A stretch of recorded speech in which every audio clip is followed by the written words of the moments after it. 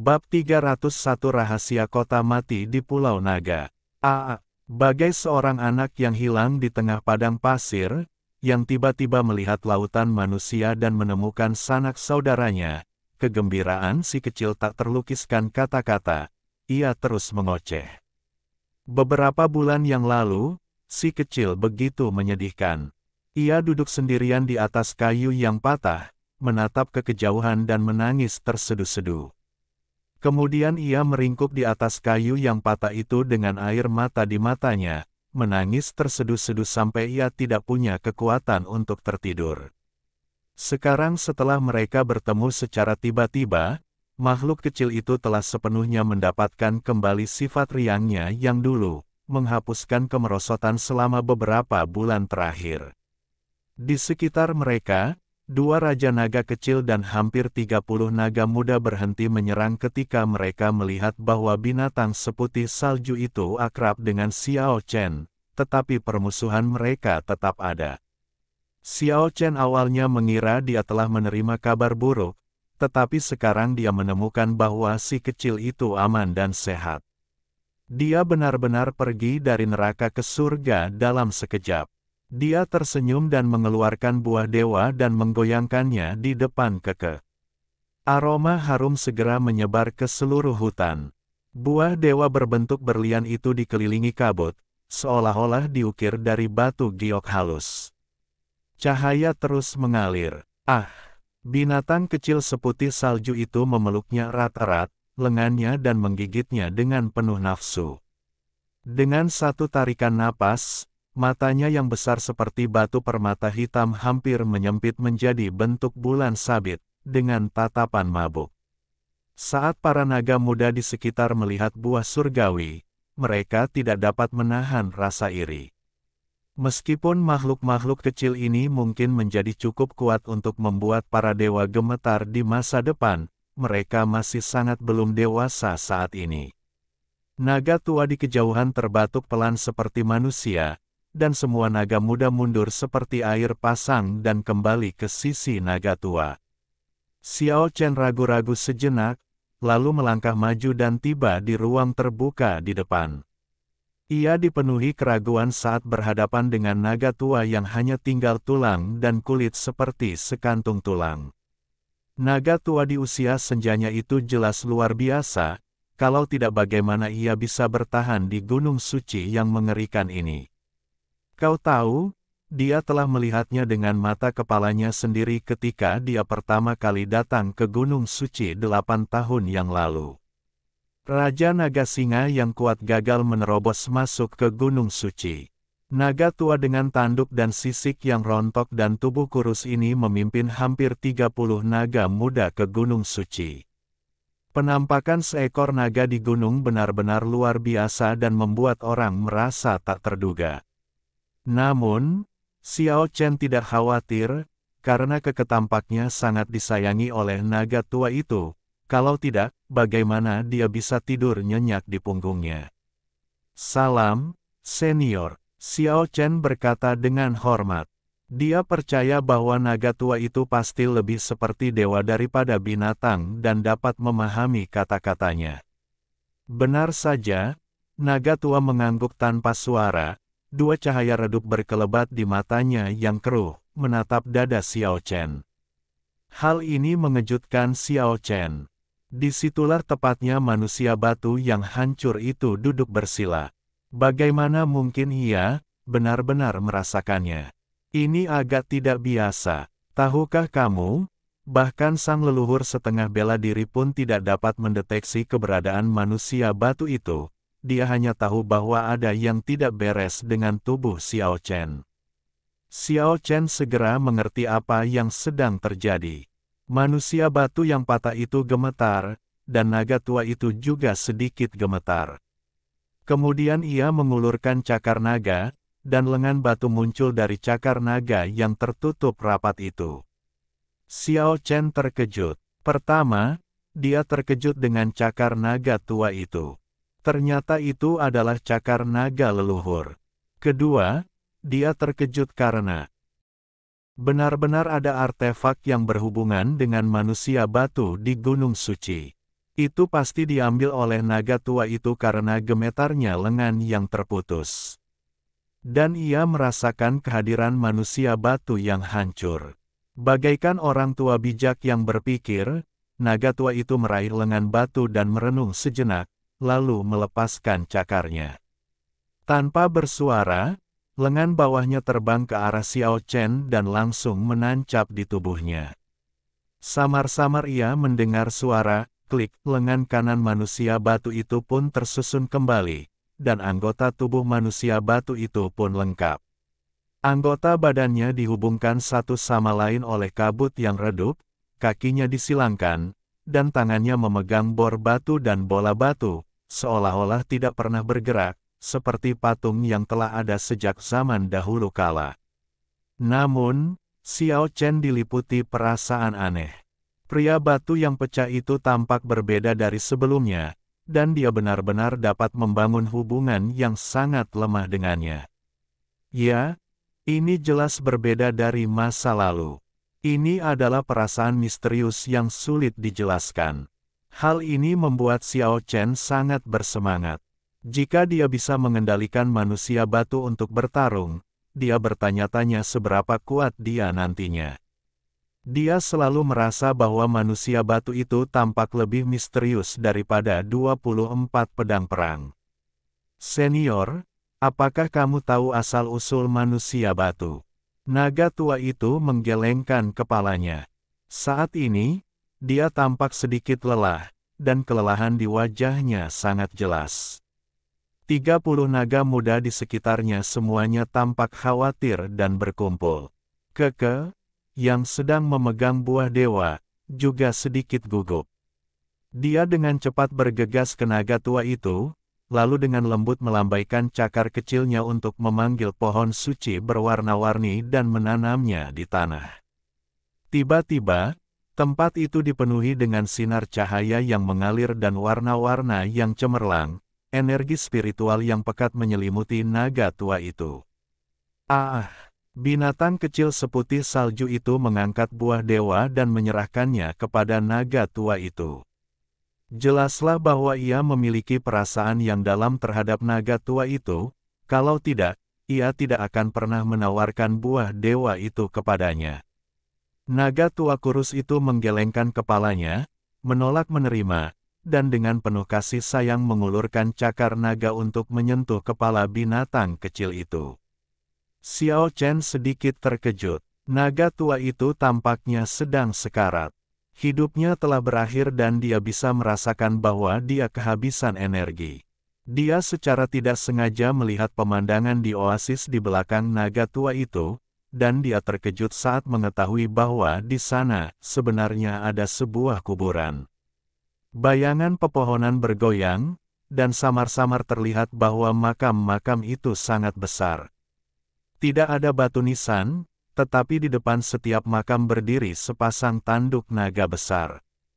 Hanya ada 7 atau 8 makam, tetapi makam-makam itu meliputi area yang sangat luas. Orang dapat membayangkan bahwa naga-naga yang dikubur di sini memiliki status yang luar biasa. Bagaimanapun, ada cukup banyak naga, tetapi hanya sedikit yang memenuhi syarat untuk dimakamkan di sini.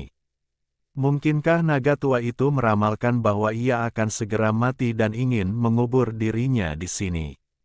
Ini membuat Xiao Chen semakin yakin bahwa identitasnya luar biasa.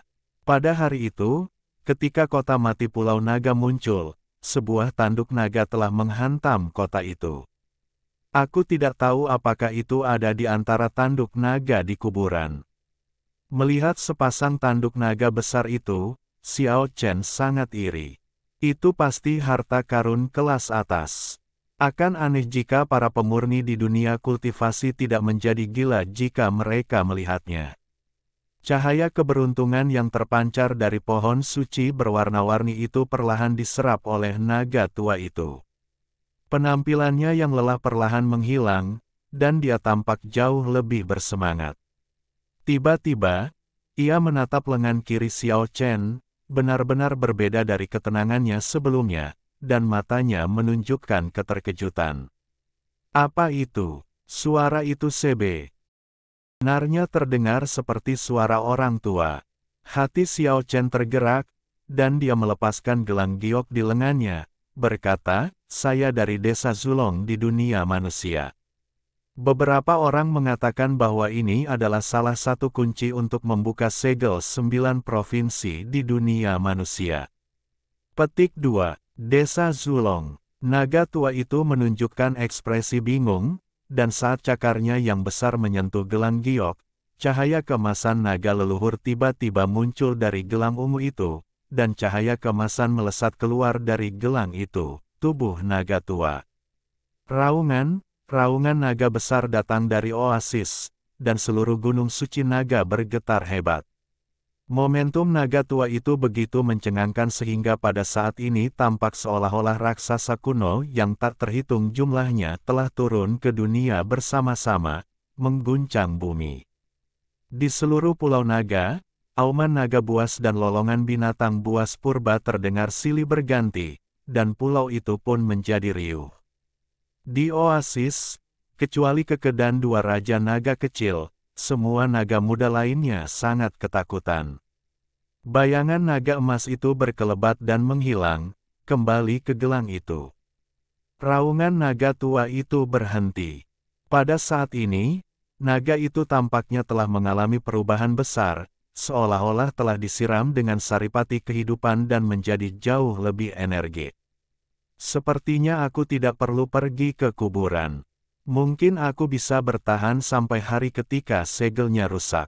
Kata-kata naga tua itu bergema di oasis, lalu ia menundukkan kepalanya dan menatap Xiao Chen, berkata, "Ada jejak naga leluhur di gelang giok itu. Terima kasih telah memperpanjang umurku. Ini bukan apa-apa bagiku. Aku juga berterima kasih padamu karena telah memberiku lengan batu itu. Apa kau tidak tahu dari mana asalnya?" Naga tua itu menggelengkan kepalanya. Ia menggelengkan kepalanya dan tidak berkata apa-apa. Setelah waktu yang lama, ia berkata, ia ditinggalkan di pulau itu oleh dewa leluhur. Xiao Chen melihat bahwa ia tidak mau untuk mengatakan lebih banyak, jadi dia tidak bertanya lagi. Jadi dia mengajukan pertanyaan lain dan berkata, "Mengapa naga disegel? Apa yang terjadi dengan kota mati?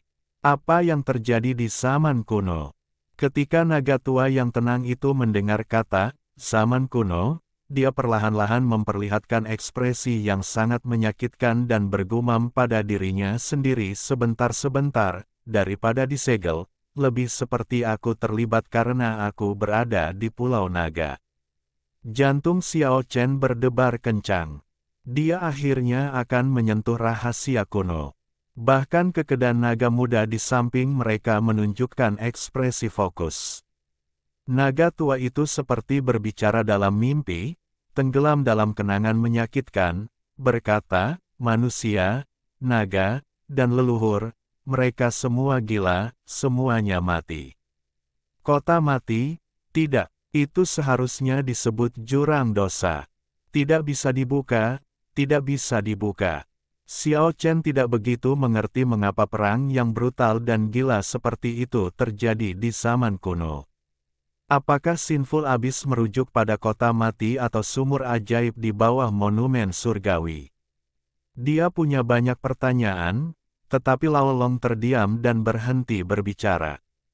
Setelah sekian lama, Xiao Chen tidak dapat menahan diri untuk bertanya, "Jika kita tidak membuka Sinful Abyss, bagaimana ras naga dapat mengangkat segelnya?" Tunggu sampai naga leluhur baru yang lebih kuat muncul, dan itu akan mengangkat kutukan dari ras naga. Kata naga tua itu dengan sedih, "Jalan." Apa yang terjadi? Xiao Chen benar-benar ingin tahu. Namun, Lao Long terdiam lagi. Orang kuat mana yang mati di kota mati? Orang yang tak terhitung jumlahnya, dewa, dan naga, orang yang tak terhitung jumlahnya yang masuk hampir punah. 7 raja naga dari 2 generasi naga meninggal, Ciyu kecil meninggal, dan pikiran jahat dari biksu kecil Buddha Suanyuan yang diharapkan menjadi dewa leluhur dihapuskan, dan hanya 1 jiwa yang lolos. Senong, oh, dia lolos dengan selusin orang yang sekarat. Yachao jatuh ke dalam jurang, keberadaan Suiren tidak diketahui. Dan, iya, tampaknya hanya Senong yang lolos bersama selusin orang, dan banyak sekali dewa dan makhluk abadi yang mati di jurang dosa. Xiao Chen memang tertegun, dan dia tidak tahu harus berkata apa untuk waktu yang lama. Mengapa ini terjadi? Lao Long menggelengkan kepalanya dan terdiam. Apa ras keke? Xiao Chen tiba-tiba bertanya. Dia akhirnya menemukan naga tua yang mirip, fosil hidup, ini, dan dia punya terlalu banyak pertanyaan untuk ditanyakan. Mendengar pertanyaan itu, binatang kecil seputih salju itu mengedipkan matanya yang besar dan menatap ke arah naga tua itu.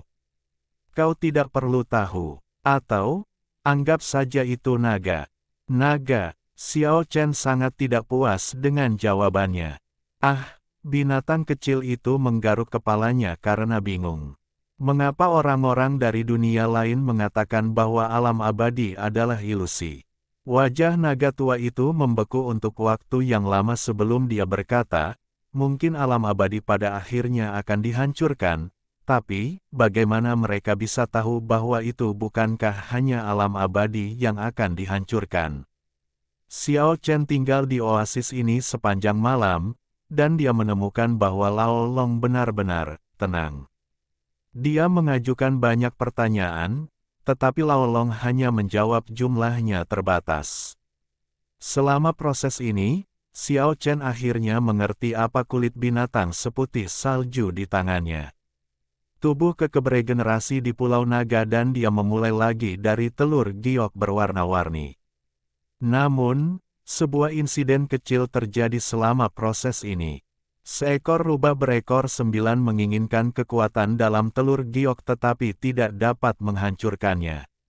Setelah waktu yang lama secara alami ia memiliki aroma telur cangkang giok yang berwarna-warni. Sayangnya, hal itu menarik perhatian beberapa naga barbar yang kuat. Rubah berekor 9 adalah binatang suci, tetapi tidak sebanding dengan naga barbar dewasa dan tentu saja dibunuh. Kemudian, ia dimakan oleh naga muda. Telur cangkang giok berwarna-warni muncul kembali, yang menarik perhatian Lao Long.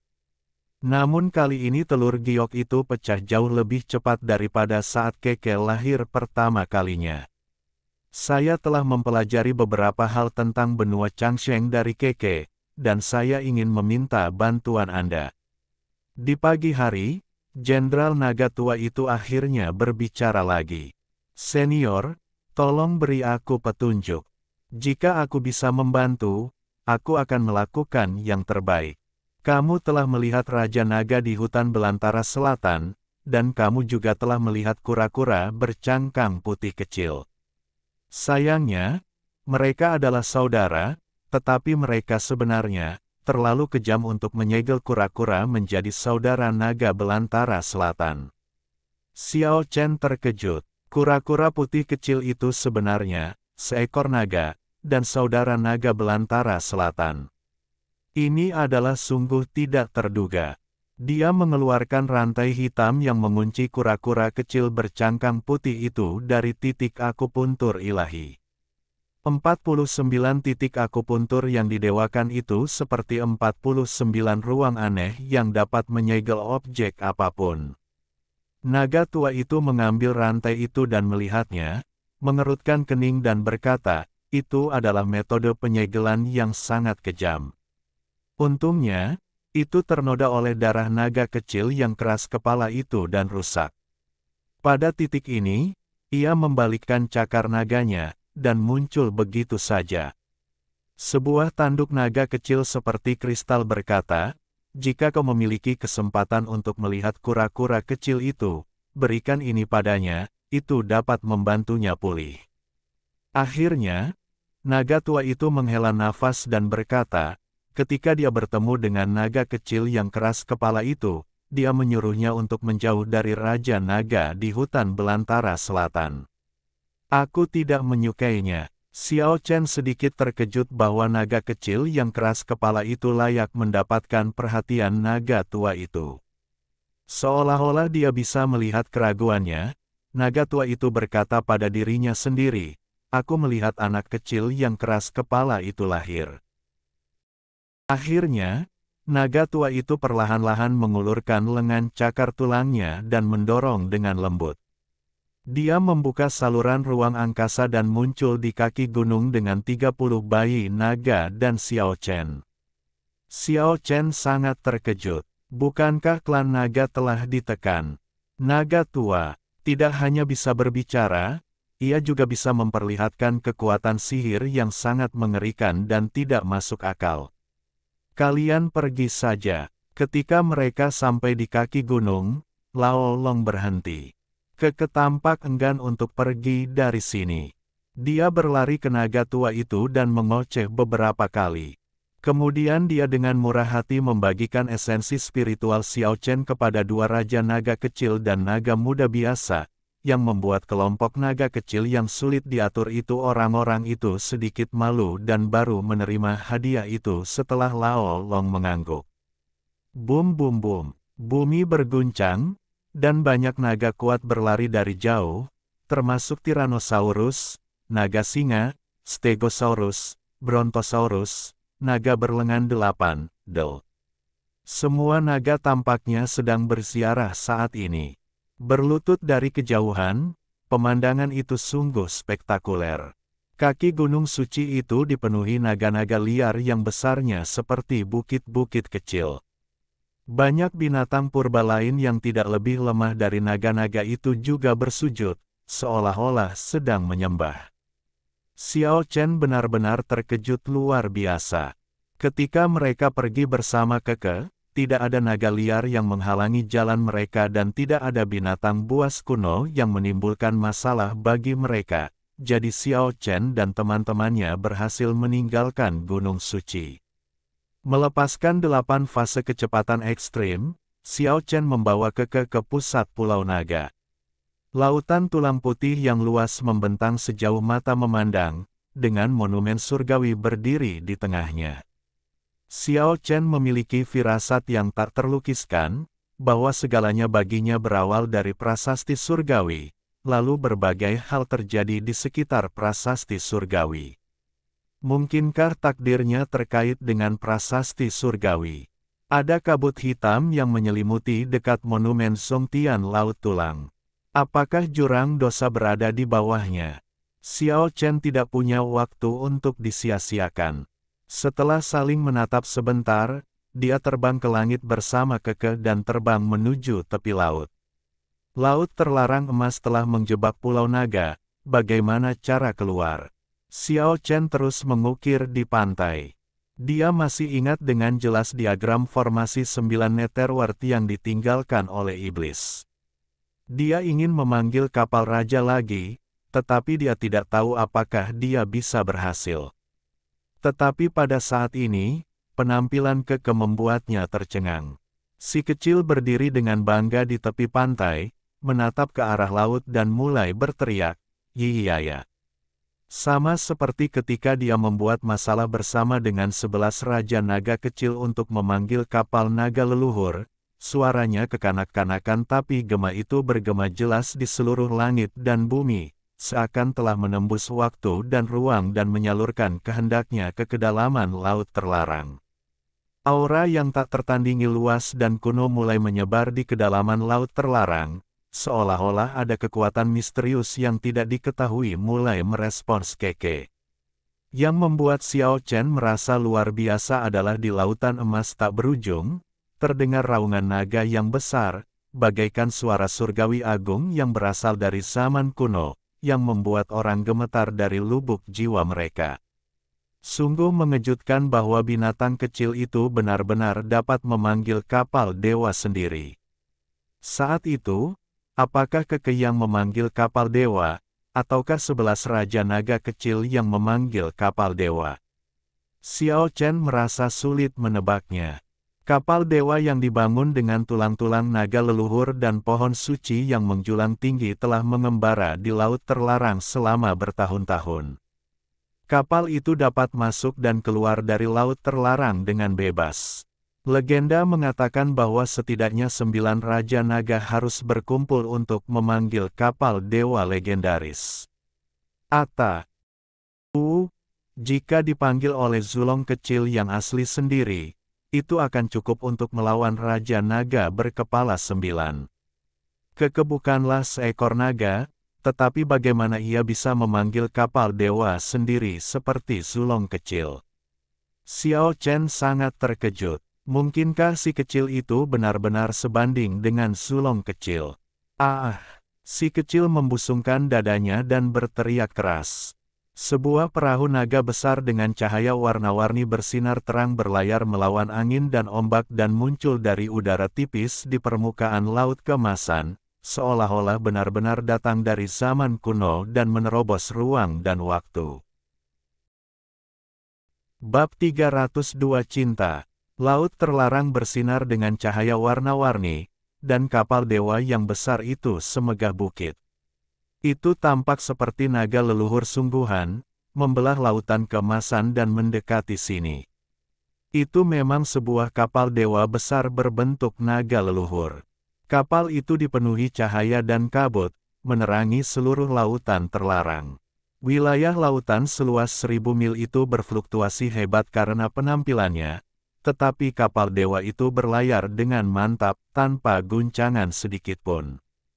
Semakin dekat dan dekat, kapal dewa naga leluhur yang legendaris akhirnya mencapai pantai, dan seberkas cahaya dewa berwarna-warni berubah menjadi jembatan pelangi, yang mengarah dari kapal dewa ke pantai. Pada saat yang sama, suasana sunyi dan kuno tampaknya telah melakukan perjalanan melalui ruang dan waktu dari zaman kuno dan menyerbu ke pantai, menyebabkan perasaan yang tak terlukiskan muncul dalam hati Xiao Chen. Meskipun kapal dewa itu dipanggil terakhir kali, Xiao Chen dan Keke tidak memiliki kesempatan untuk menaikinya. Sekarang makhluk kecil itu bergegas menaiki gunung dengan tidak sabar, dan Xiao Chen mengikutinya sambil tersenyum. Kapal Zulong penuh dengan cahaya dan warna, seolah-olah telah memasuki dunia mimpi. Kapal itu mampu menarik kekuatan dari laut keemasan, membuat lambung kapal yang besar seperti gunung dipenuhi dengan energi spiritual dan memulihkan suasana damai. Raungan naga mengguncang 9 langit, dan kapal dewa perlahan meninggalkan pantai dan menuju ke kedalaman laut.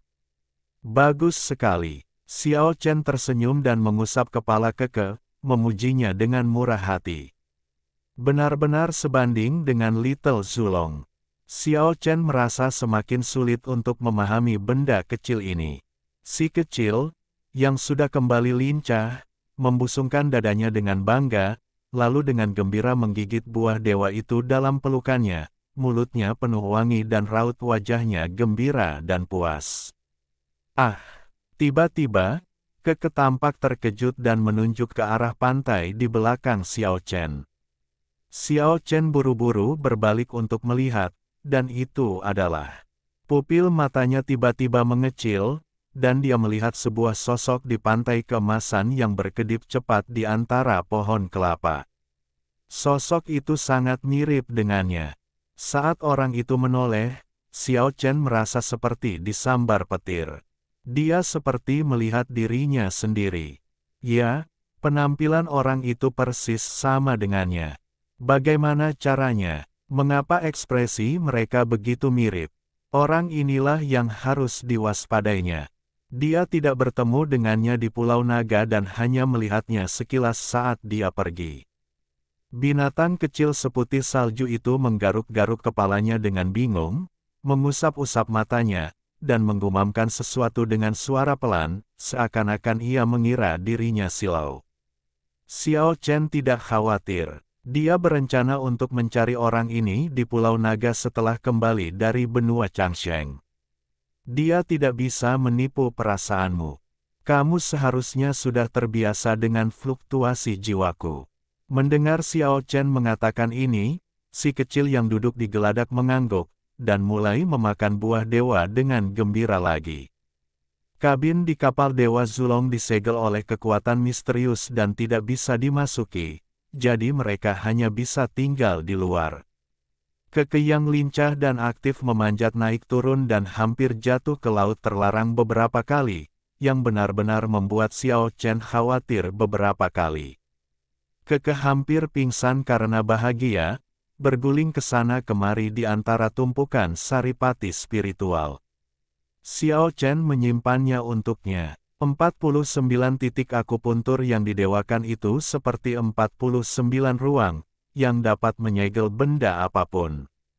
Pemimpin Sekte Iblis, Qi Yu, pergi jauh ke dalam neraka dan menemukan lebih dari selusin buah ginseng Yinmu berlian ungu, yang telah disimpan oleh Xiao Chen selama beberapa tahun. Paket esensi spiritual yang diminta Xiao Juelong untuk diteruskan kepada Xiao Chen ke Keke di Southern Wilderness juga masih ada. Xiao Chen juga memulai babak baru pelatihan. Meskipun Keke telah mendistribusikan banyak esensi spiritual dari Pulau Peri Shushan di Pulau Naga, masih ada beberapa esensi spiritual langka yang tersisa. Pada saat ini, Xiao Chen sedang berlatih berubah menjadi dewa lain, buah. Laut terlarang yang kosong itu sunyi senyap, tanpa tanda-tanda kehidupan. Selama 10 hari berikutnya, Xiao Chen duduk bersila dan berlatih. Buah dewa layak menjadi produk raja esensi spiritual bersama dengan buah ginseng Yinmu.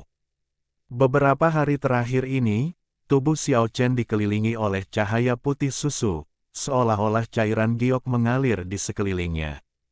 Ketika Xiao Chen membuka matanya lagi, ia menemukan bahwa keempat titik akupuntur di tubuhnya telah didewakan. Itu semua berkat buah dewa. Keke di sampingnya sama sekali tidak merasa monoton. Selama ada kerabat yang dikenalnya di sekitarnya dan dia memiliki cukup esensi spiritual untuk dinikmati, dia merasa itu adalah hal yang paling membahagiakan. Saat ini, perutnya terlihat lebih bulat, membuatnya senang sekaligus kesakitan. Melihat Xiao Chen terbangun, ia mengangkat buah ginseng Yinmu berlian ungu dan memberi isyarat kepada Xiao Chen untuk memakannya. Aku tidak akan memakannya, ini untukmu. Xiao Chen memikirkan sesuatu dan menarik kayu yin berlian ungu dari titik akupuntur ilahi. Itu tampak seperti pohon tua yang diukir dari berlian ungu. Ada juga buah ginseng A. Berbeda dengan Keke, tanaman ini tidak tumbuh di pucuk pohon, melainkan di rimpang. Cahaya mengalir, kristal berkilauan, dan wanginya harum. Ini ditemukan oleh Xiao Chen sendiri, di bagian gunung raksasa yang telah dipotong Kong Xuan di tungku tembaga langit dan bumi. Binatang kecil seputih salju itu segera mengoceh dan memberi isyarat, memberitahu Xiao Chen bahwa ini adalah raja buah ginseng Yinmu berlian ungu, yang satu buahnya cukup untuk menggantikan beberapa buah ginseng biasa. Karena ini sangat istimewa, aku akan menyegelnya untukmu terlebih dahulu.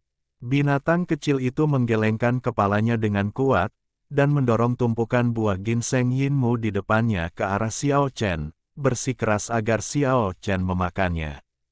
Pada akhirnya, Xiao Chen memurnikan 2 buah ginseng Yinmu berlian ungu dan mengawetkan sisanya lagi. Dengan cara ini, 8 titik akupuntur lainnya didewakan, dan kelimpahan saripati kehidupan Xiao Chen mencapai tingkat yang sangat menakutkan. Jaringan pembuluh darah dewa dalam tubuh semakin ditingkatkan, dan seluruh sistem sirkulasi berangsur-angsur menjadi sempurna. Meskipun kultivasinya tidak meningkat sebagai hasilnya, Xiao Chen tidak menganggapnya sia-sia. Dengan begitu banyak esensi spiritual dari surga dan bumi yang mendewakan begitu banyak titik akupuntur, itu akan meledak cepat atau lambat. Mungkin, saat ini sudah dekat. Keadaan nirwana adalah tahap terakhir dan terpenting dalam kehidupan seorang kultivator. Keadaan ini dapat membawa perubahan kualitatif dalam diri seseorang, yang merupakan sublimasi yang tak terbayangkan. Barangkali, akumulasi kekuatan akan terwujud sepenuhnya pada keadaan nirwana. Tiba-tiba, Terdengar suara lolongan panjang dan melengking yang membuat kulit kepala terasa geli di tengah keheningan laut terlarang. Suara itu begitu tragis dan menyedihkan sehingga membuat orang merasa putus asa. Xiao Chen dan Keke terkejut dan melihat ke arah haluan Zulong, hanya untuk melihat tengkorak hitam besar melayang di hadapan mereka, membelah lautan keemasan dan menyerbu ke arah mereka. Itu adalah kapal raja. Xiao Chen dan Keke sama-sama mengenalnya. Tampaknya itu diukir dari tengkorak besar. Itu sangat menyeramkan dan mengerikan, dengan roh jahat hitam berkeliaran di sekitarnya. Melaju hingga jarak 100 kaki dari kapal Dewa Naga leluhur, kedua kapal itu saling berhadapan, tak bergerak di lautan keemasan yang luas, dengan fluktuasi energi yang mengerikan melonjak di antara mereka. Dengan cara ini, terjadi keheningan selama 3 jam sebelum kedua kapal akhirnya saling berpapasan. Pada saat yang sama, terdengar raungan naga yang mengerikan dan lolongan panjang dan melengking dari hantu jahat, dan laut terlarang yang bergetar melonjak hebat, menggulung ribuan gelombang besar. Ketika naga leluhur berlayar keluar dari laut terlarang, Xiao Chen tidak ingin menunda lebih lama lagi. Jadi dia membawa Keke dan terbang ke langit, terbang menuju benua Changsheng di utara dengan kecepatan 8 fase. Lautan bergulung mundur, dan pulau-pulau dengan cepat mundur. Xiao Chen menembus langit dan tiba di gurun selatan, tempat yang telah lama ia tinggalkan. Perbatasan selatan yang luas tak berbatas, dengan hutan-hutan tua primitif tak berujung yang hijau dan lebat, seperti tanah di zaman dahulu kala. Setelah melintasi satu demi satu gurun primitif dan terbang di atas kawasan hutan tua yang tak terhitung jumlahnya, Xiao Chen akhirnya tiba di kota Tiandi pada malam hari. Tidak diketahui sudah berapa tahun kota yang menjulang tinggi ini berdiri. Suasana kunonya dapat dirasakan dari jarak yang sangat jauh. Ketika datang ke sini lagi, Xiao Chen dipenuhi dengan emosi. Banyak hal telah terjadi di sini sebelumnya, dan semuanya masih segar dalam ingatannya. Ia berjalan memasuki kota. Ia tidak ingin tinggal lebih lama lagi. Ia hanya ingin melewati kota itu dan menjadi orang yang lewat. Ia tidak tahu apakah ia akan memiliki kesempatan untuk datang ke sini lagi. Berjalan melewati alun-alun yang ramai dan melangkah ke jalan yang lebar, Xiao Chen tiba-tiba melihat sosok yang dikenalnya. Sosok itu adalah Dugu Jianmo. Di bawah sinar matahari terbenam, Dugu Jianmo berjalan berdampingan dengan seorang wanita anggun. Bayangan mereka memanjang karena cahaya matahari terbenam, dan di depan mereka ada sosok kecil yang terhuyung-huyung. Seharusnya ini adalah keluarga beranggotakan 3 orang yang sedang berjalan-jalan setelah makan malam. Suasananya hangat dan Xiao Chen enggan mengganggu mereka. Dugu Jianmo ternyata sudah menikah dan punya anak. Hal seperti itu benar-benar terjadi pada pria yang hidupnya adalah pedang. Seolah merasakan sesuatu, meski jarak mereka masih jauh, Dugu Jianmo tiba-tiba menoleh. Saat melihat Xiao Chen, ekspresinya membeku, lalu 2 sinar cahaya menyilaukan melesat dari matanya. Kamu masih hidup, Tuhan masih baik. Ia masih hemat bicara seperti sebelumnya, dan butuh waktu yang relatif lama sebelum ia mengucapkan kata-kata ini. Wanita di sebelahnya juga menoleh, yang membuat ekspresi Xiao Chen mandek. Dia adalah Ah Bing, adik perempuan Ah Sui, si cantik dari Xinjiang Barat. Wajahnya yang cantik memiliki pesona unik yang hanya dimiliki wanita muda. Xiao Chen tersenyum, melangkah mendekat, dan berkata, sudah 4 tahun sejak terakhir kali kita bertemu. Sepertinya banyak hal telah terjadi. Dugu Jianmo telah berubah. Meskipun dia masih tidak banyak bicara, dia tidak lagi sedingin sebelumnya. Terutama ketika dia melihat istri dan anak-anaknya, ada kehangatan ekstra di antara alisnya. Bertemu dengan seorang teman lama secara tak terduga, Ah Bing awalnya sedikit malu, tetapi ia segera menjadi tenang. Jelaslah bahwa ia sekarang menjadi wanita kecil yang bahagia. Anak berusia 2 atau 3 tahun yang terhuyung-huyung di belakangnya secantik porselen yang indah. Dia mengedipkan matanya yang besar, menatap Xiao Chen, dan memanggil dengan suara bayi, "Paman." "Paman, halo, siapa namamu?" Xiao Chen berjongkok. "Namaku Sanshan, Dugu Sanshan." Sanshan yang paling cantik. Meskipun Sanshan masih berbicara tidak jelas, dia sama sekali tidak malu. Dia melambaikan tangan kecilnya yang lembut dan menyentuh pipi Xiao Chen. Sedikit kelembutan terpancar di mata Dugu Jianmo. Ia memegang tangan putrinya, takut putrinya akan jatuh.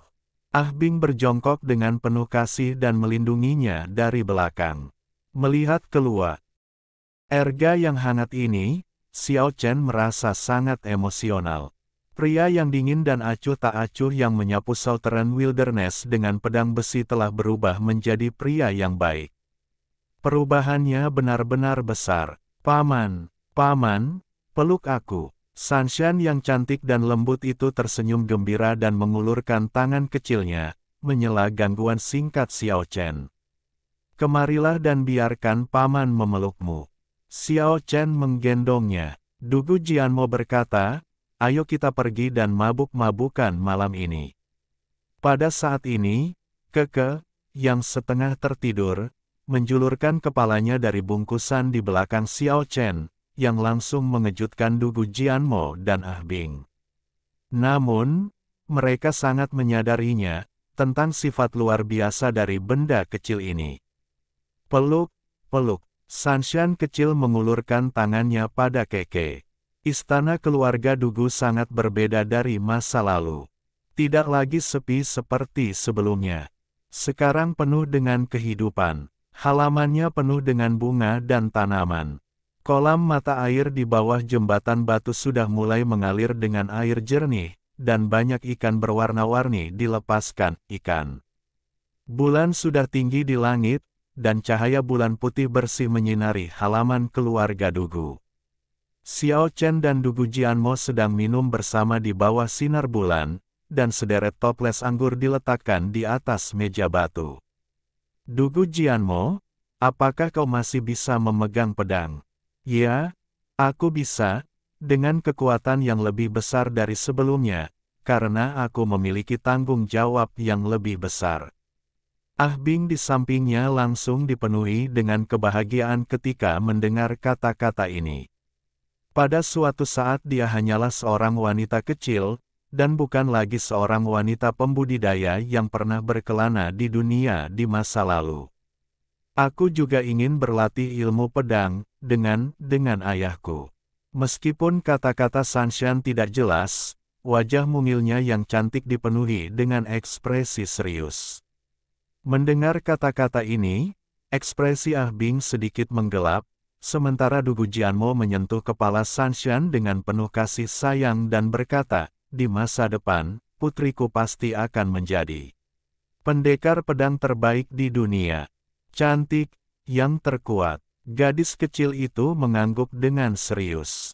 Dugu Jianmo mendesah pelan. Xiao Chen sedikit terkejut. "Apakah kamu masih ingat Liu Ruyan?" tanya Dugu Jianmo. "Tentu saja aku ingat. Itu adikku." "Ini." Xiao Chen terkejut. "Saya baru tahu tentang ini baru-baru ini." Orang luar selalu bertanya-tanya mengapa keluarga Dugu kami tidak memiliki anak perempuan dan hanya memiliki sedikit keturunan. Bagaimana mereka bisa tahu bahwa anak perempuan dan orang-orang dengan kualifikasi yang lebih rendah tidak dapat memasuki keluarga Dugu? Hanya mereka yang diakui sebagai ahli waris dapat memasuki keluarga Dugu. Hanya dengan begitu kamu dapat memasuki kastil kuno ini dan berlatih pedang leluhur. Aku tidak ingin putriku meninggalkanku. Sebentar lagi aku akan membawa mereka pergi dari kastil dan tidak lagi menjadi pewaris Dugu." Sanshan sedang bersama ayahnya. Sanshan tersenyum manis dan membuka tangan kecilnya. Tatapan mata Dugu Jianmo tampak lembut, lalu dia memangkunya. Apakah ini masih Dugu Jianmo berdarah dingin yang sama? Xiao Chen menyadari bahwa dirinya telah benar-benar berubah. Hatinya tidak lagi dingin dan keras, bahkan sedikit melunak. Seolah-olah dia telah menebak apa yang dipikirkan Xiao Chen. Dugu Jianmo berkata, hatiku memang telah melunak, tetapi kekuatanku telah menjadi lebih kuat. Demi ibu dan anak, aku akan meninggalkan kastil Dugu. Mungkin aku akan menempuh jalan kultivasi lebih jauh. Dugu Jianmo mengatakan banyak hal malam itu, dan dia sudah mabuk. Ia terus mengenang masa kecilnya dan merindukan ibunya yang tidak pernah ia temui dan sudah tiada. Aku tidak ingin anak-anakku mengalami jalan sepi yang pernah kulalui. Aku ingin mereka tumbuh di hadapan orang tua mereka dan memiliki rumah yang hangat, bukan masa kecil yang kejam dan suram. Aku tidak ingin mereka mengalami masa kecil yang suram dan menyedihkan, hanya memiliki segenggam. Aku ingin mereka tumbuh dengan bahagia.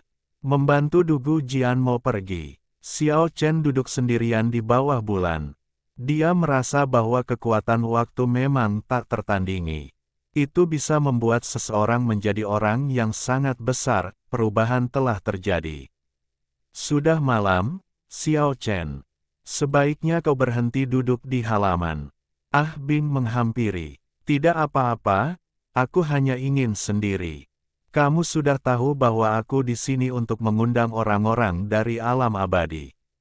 Waktunya sempit, dan aku mungkin harus pergi pada malam hari, jadi aku tidak akan mengucapkan selamat tinggal kepada saudara Dugu. Aku mendoakan kebahagiaanmu. Qingqing itu pasti gadis yang baik, kamu tidak boleh melewatkannya lagi. Mengenai Ruo Shui, karena dia sudah pergi, jangan salahkan dirimu sendiri. Ah Bing pergi untuk menjaga Sanshan.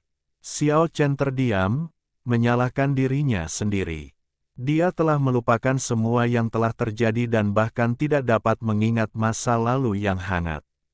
Pada saat itu, hatinya terasa hampa. Dia sendirian dalam keadaan linglung, di bawah sinar bulan.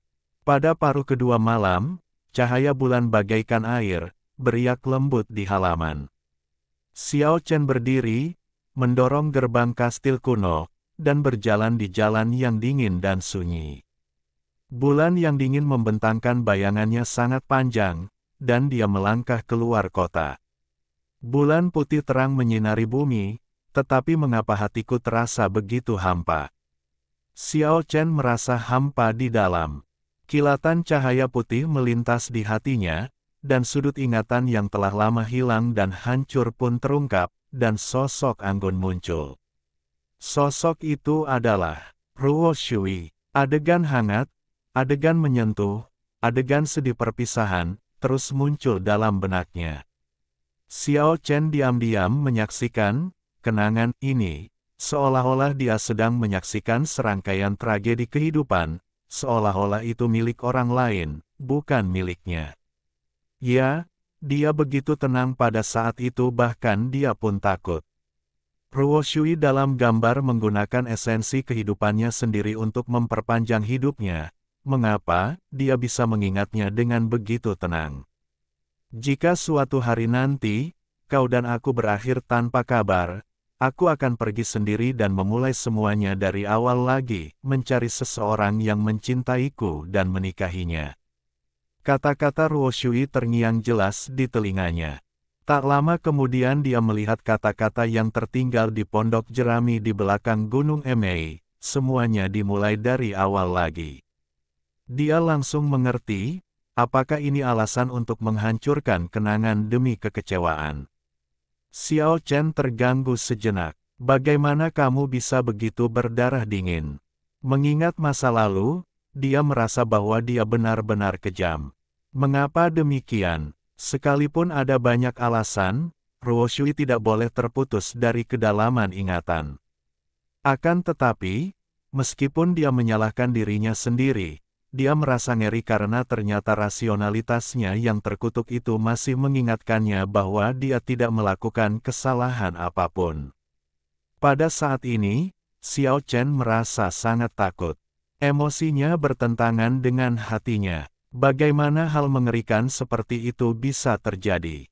Ia merasa seolah-olah sesuatu yang buruk telah terjadi padanya, kalau tidak bagaimana ini bisa terjadi. Ia tidak seperti ini sebelumnya. Dugu Jianmo yang dulunya berdarah dingin kini berubah menjadi penyayang, sedangkan dia yang dulunya berlatih keras dan berjuang di dunia keabadian demi bisa melihat gadis di dunia manusia kini berubah menjadi kejam. Mengapa ini terjadi? Mungkinkah Dugu Jianmo yang berdarah dingin dan kejam itu lemah di dalam hatinya, dan bahwa dia, seorang pria yang pernah bekerja keras untuk orang tuanya dan gadis yang dicintainya, berdarah dingin dan kejam di dalam hatinya. Berjalan di hutan primitif di luar kota, sinar bulan membuat hutan tampak seputih salju, tetapi Xiao Chen merasa kedinginan di sekujur tubuh. Semua ini karena jiwamu hancur. Pada saat ini, tombak emas di tubuh Xiao Chen tiba-tiba mengeluarkan suara. Kemudian Wu Tiyin juga mengirimkan fluktuasi spiritual, sebagian jiwamu disegel di patung batu di bagian terdalam gurun dewa kuno oleh 24 pedang perang. Persetan denganmu, teriak Xiao Chen, terbang dengan cepat ke arah barat laut.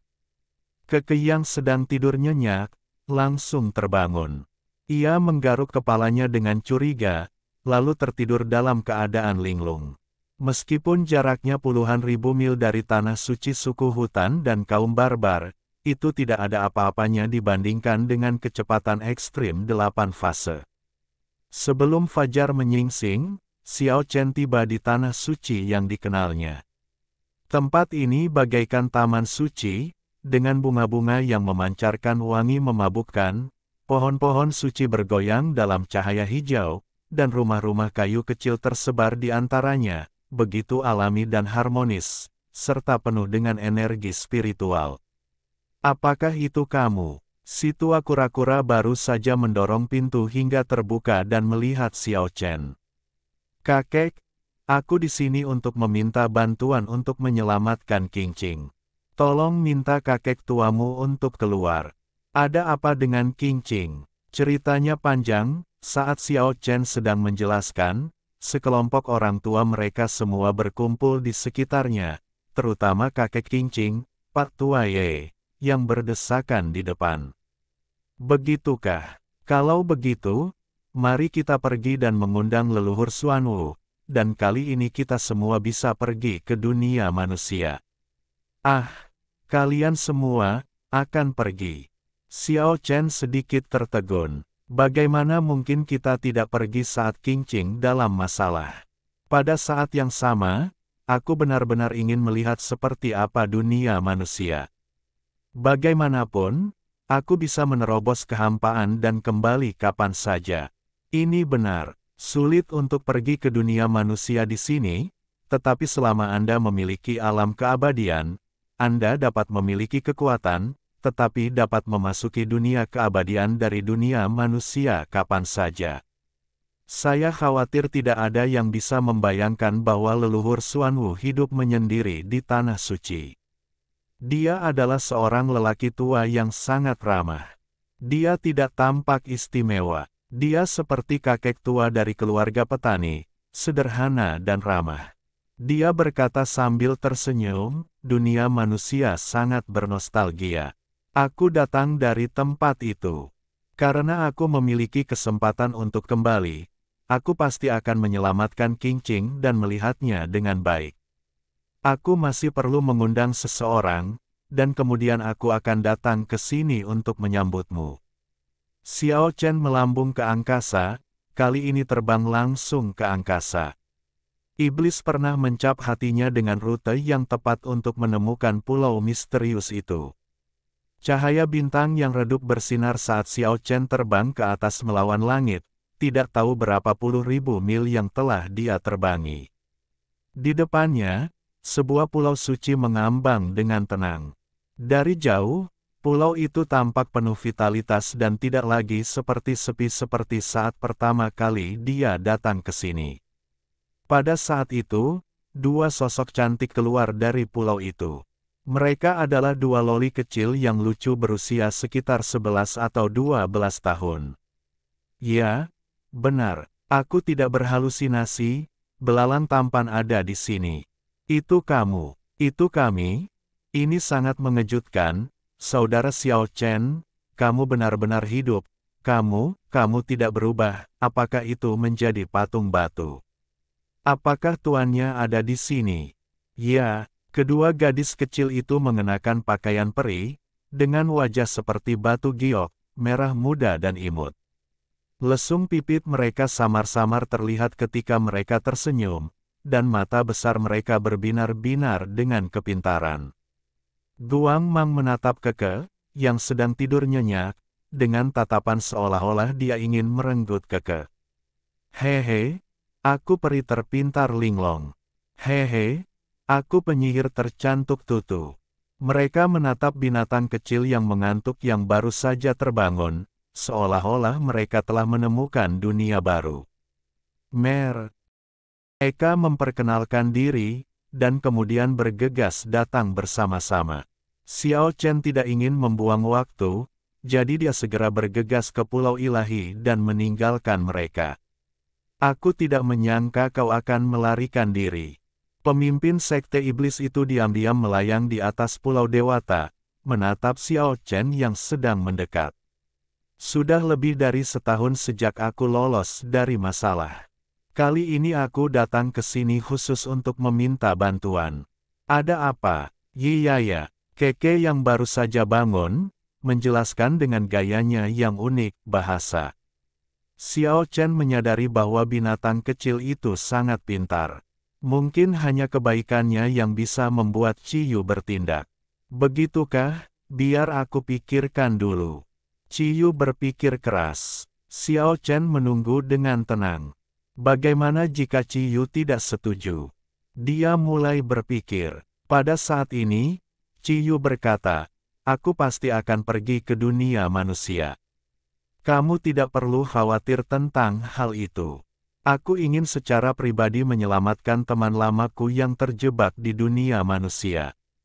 Aku berpikir apakah kita bisa buatlah rencana.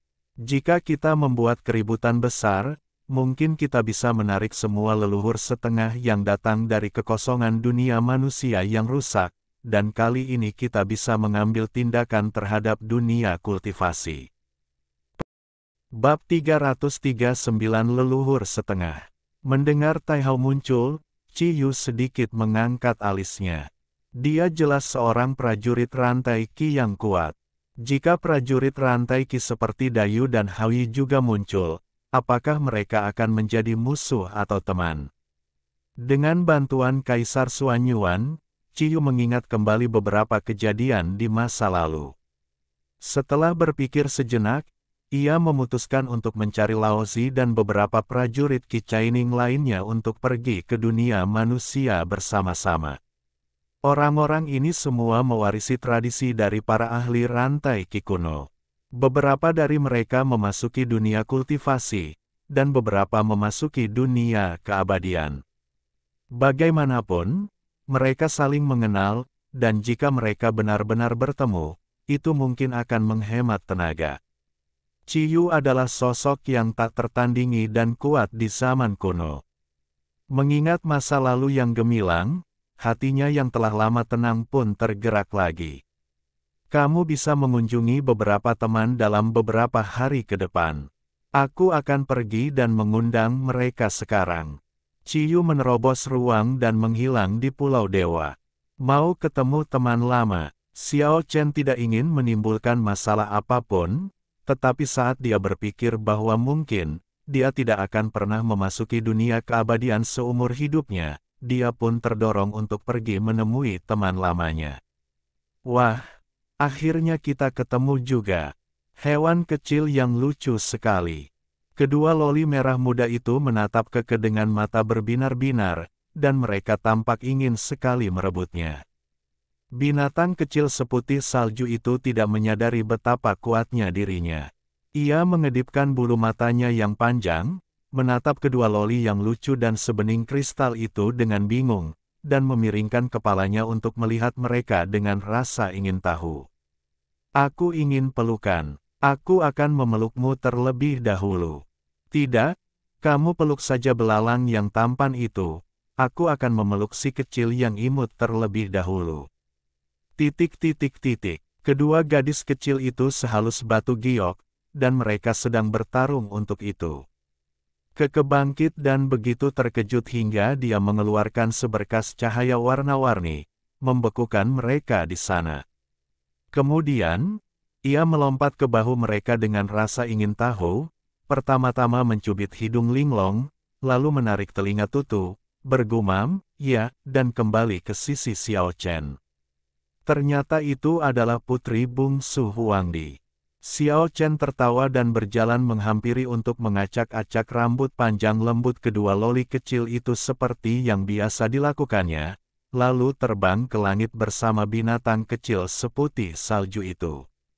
Benua Changsheng sangat luas dan tak terbatas, dan mencari seseorang tidak diragukan lagi seperti mencari jarum dalam tumpukan jerami.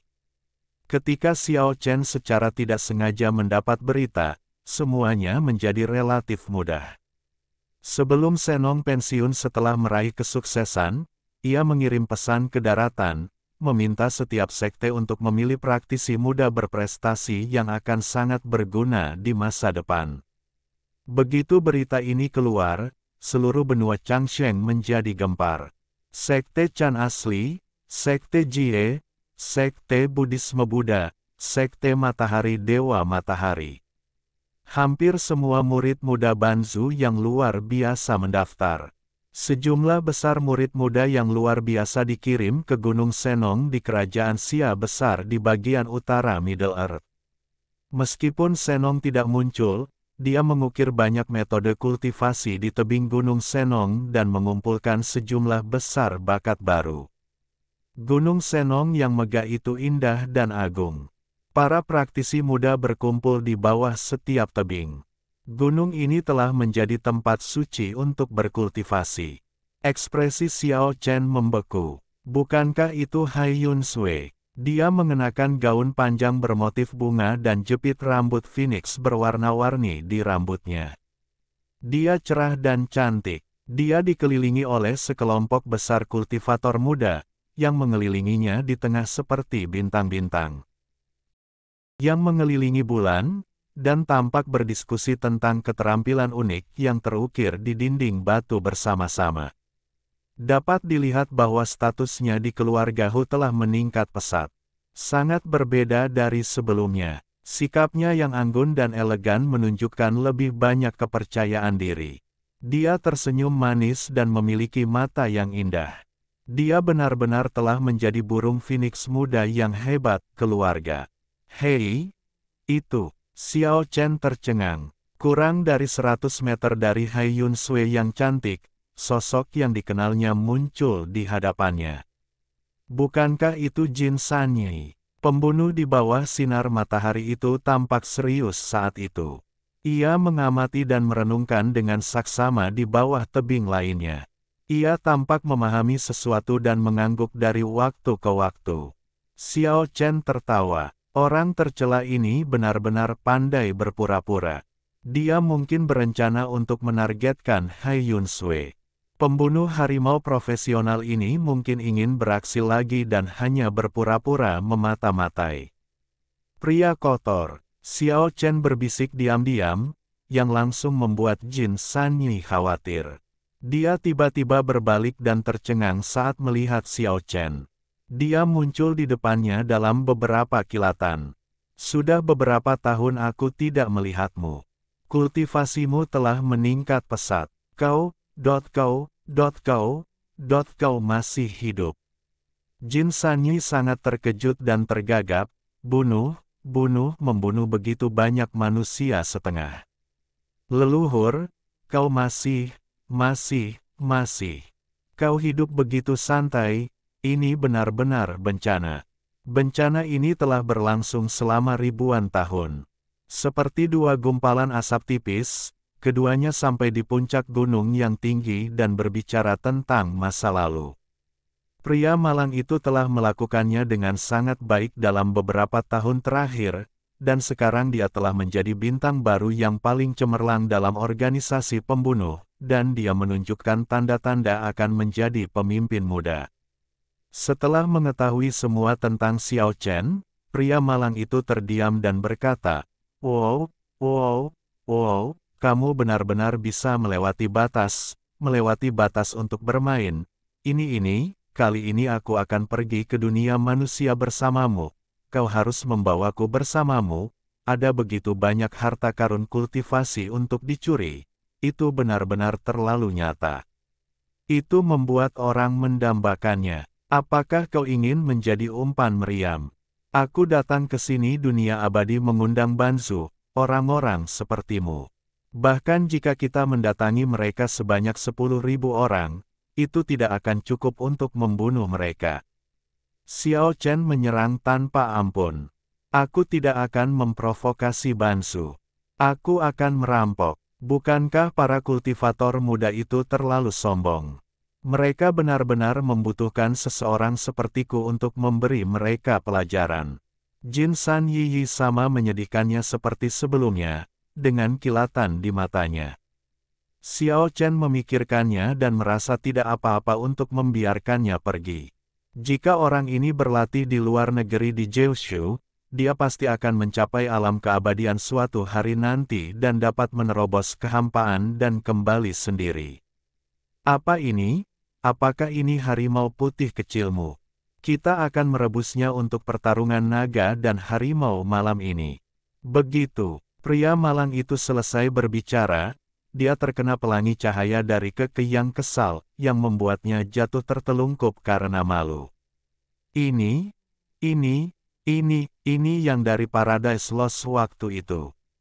Dia begitu gembira untuk pertama kalinya hingga dia tertegun. Jin Sanyi tidak hanya berada di Gunung Senong, tetapi segera ia juga membawa seorang teman lama bagi Xiao Chen, Niu Ren.